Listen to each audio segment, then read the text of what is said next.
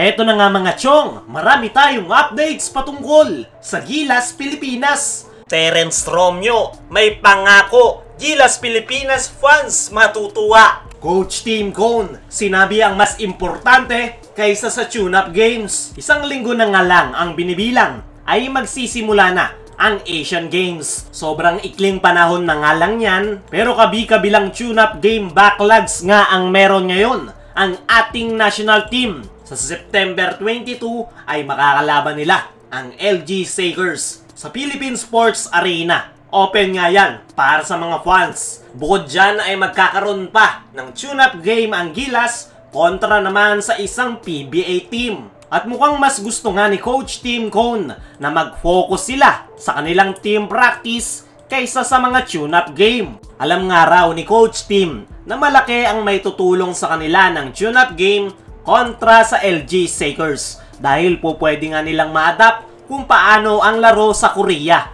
Pero wala na nga daw silang oras at panahon para maglaro ng friendly games. Para nga daw kay Coach Tim ay practices ang pinaka-importante kaysa sa mga tune-up game. Dahil mas matututo nga daw ang kanyang mga players sa kanilang practice. Dahil marami pa nga daw silang kinakailangang habulin kumpara sa maglaro dahil hindi pa nga daw ganun kasolid ang kanilang laro. Sa ngayon nga mga chong ay ang pinakakalaban ngayon ng ating national team ay ang oras. Ilang araw pa nga lang silang nagsasama-sama sa kanilang team practice. Ginagawan na nga ng paraan ni Coach Tim Cone yan.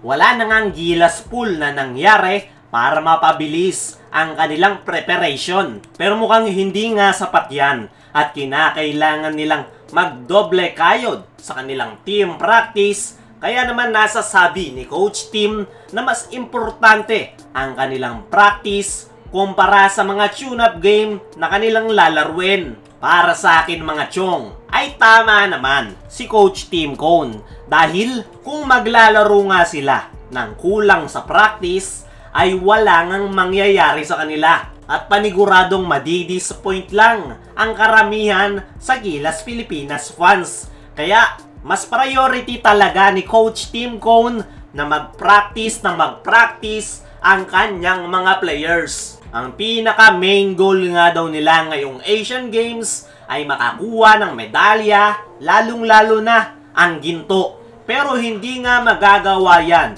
ng ating national team kung kulang sila sa practice at puro tune-up game lang ang kanilang gagawin. Ang nakikita kong ang dahilan dyan ni Coach Tim Cone ay panigurado yung kanyang sistema na hybrid triangle.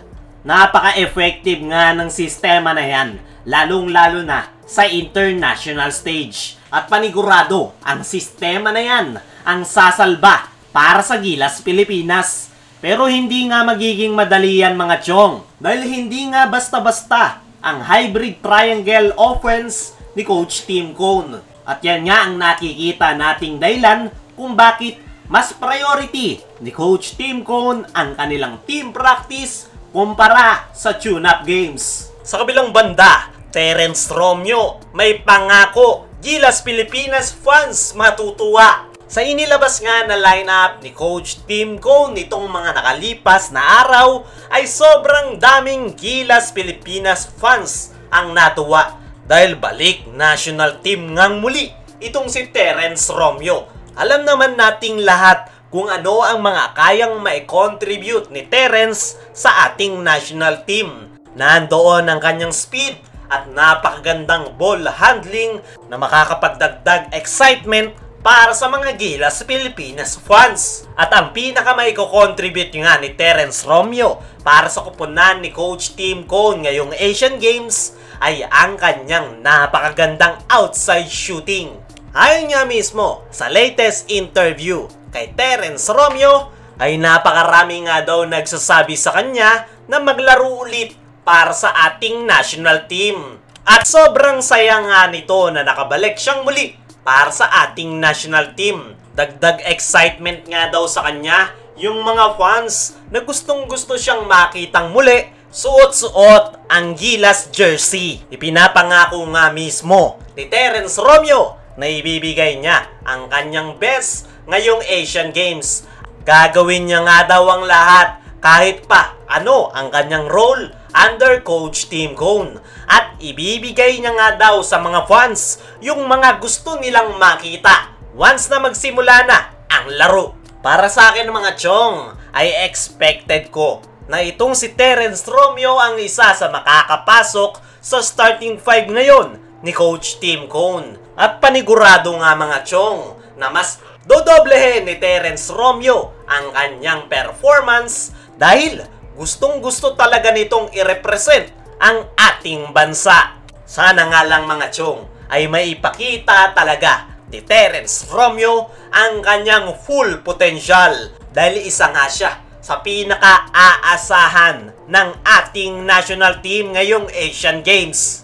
Good luck para kay Terence at para sa ating national team. Sana ay walang ma-injury at maging healthy pa rin ang ating mga players.